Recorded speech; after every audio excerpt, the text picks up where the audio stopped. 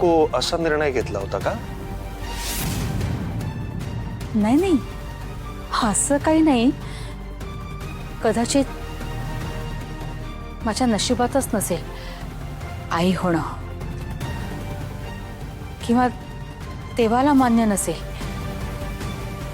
मला मूल होणं. बरोबरच आहे. शेवटी आपल्याला तेच मिळतं जे आपल्या कर्माचं फळ असतं. तुम्हाला एवढी मुलं आवडतात तरी तुम्ही इथे आला नाहीत कधी माझ्यासाठी?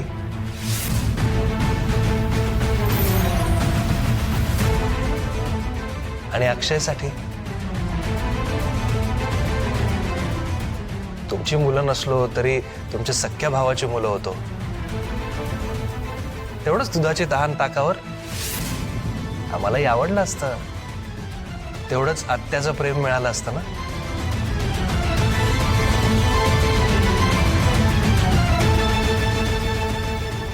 ते जरा चुकलंच माझं.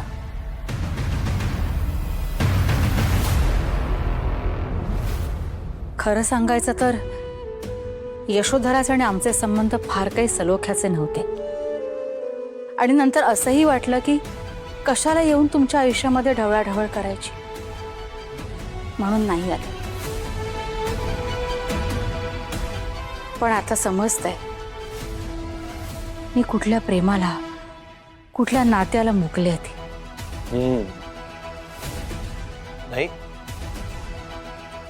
कुटुंबात राहण्याचे फायदे असतातच, मला माहिती आहे चांगलेच. तुलाही आता जाणवलं असेलच ना काकांची तब्येत बिघडल्यावर. हो ना.